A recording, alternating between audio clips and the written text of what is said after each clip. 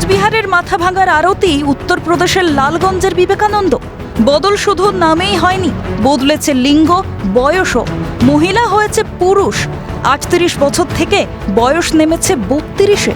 শুনতে আজব লাগলেও এমনই চাঞ্চল্যকর তথ্য উঠে এসেছে সৌজন্যে নির্বাচন কমিশনের ইস্যু করা এপিক কার্ড।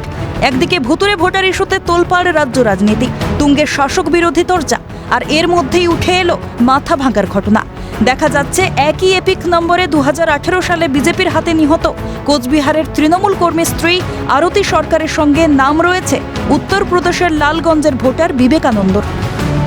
এমন বিষয় নজরে আসতেই সামাজিক মাধ্যমে সুর চড়ান কোচবিহারের জেলা তৃণমূল সভাপতি অভিজিৎ দেব ভৌমিক। পাশাপাশি তালিকায় নাম আছে কিনা দেখার জন্য সতর্ক করলেন ভোটারদেরও। তার মধ্যে ১ নম্বর মাথাভাঙা বিধানসভা কেন্দ্রের ফুলবাড়ি অঞ্চলে দেখা যাচ্ছে যে ২০১৮ সালে বাবলু সরকার, যে কিনা বিজেপির হাতে খুন হলো, তার স্ত্রী আরতি সরকার, তার ভোটার তালিকায় যে তার যে এপিক্স নাম্বার, সেই এপিক্স নাম্বার দিয়ে দেখা যাচ্ছে সেখানে উত্তরপ্রদেশের এক ভদ্রলোক, তার নাম হচ্ছে প্রভু শঙ্কর, তার নাম ভোটার তালিকায়। পশ্চিমবাংলায় যদি এক একটা বুথে থেকে 10টা করে ভোটারের নাম ওরা বাদ দেয়, তাহলে 300 বুথ সম্পন্ন একটা বিধানসভা কেন্দ্রে 3000 ভোটারের নাম ওরা টেকনিক্যালি বাদ দিয়ে দিল, যারা ভোটটাই দিতে পারবে না।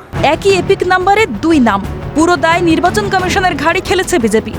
আচ্ছা, নির্বাচন কমিশনারের বিষয়টা নির্বাচন কমিশনার দেখবে। নির্বাচন কমিশনার যে এখানে যে প্রশাসনিকভাবে যাদেরকে কাজ করিয়েছে, যখন নামগুলো ওঠানো হয়েছে, তাদের লক্ষ্য করা উচিত ছিল যে কি করে একই ব্যক্তি বা বিভিন্ন জায়গায় নাম থাকতে পারে। তো ভুয়ো ভোটার সারা কুচবিহার জেলা জুড়েই আছে। আমরাও চাই যে ভুয়ো ভোটার, আমরা আগে থেকে দাবি করছি যে অনেক ভুয়ো ভোটার আছে, ভুয়ো ভোটার দাবি আমরা এর আগেও করেছি যে সেগুলোকে বাতিল করা হোক। বস্তুত ভুতুরে ভোটার ইস্যুতে নেতাজি ইন্ডোরের সভা থেকে বৃহস্পতিবারই মুখ্যমন্ত্রী মমতা বন্দ্যোপাধ্যায় নির্বাচন কমিশনকে কাঠগড়ায় তুলেছিলেন। বাড়ি কোথায়? গঙ্গারামপুর। এখানে নাম দিয়েছে জিজ্ঞেস মাকভানা। তার বাড়ি কোথায়? তার বাড়ি হচ্ছে গুজরাট, আহমেদাবাদ। বুঝেছেন? একই এপিক কার্ডে কোথাও হরিয়ানা, কোথাও গুজরাট।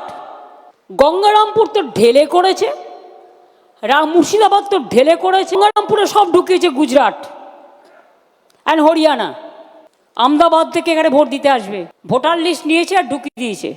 দিল্লি থেকে করছে, ইলেকশন কমিশনের অফিস থেকে বসে এই করে দিল্লিকে হারিয়েছে, এই করে মহারাষ্ট্রকে হারিয়েছে।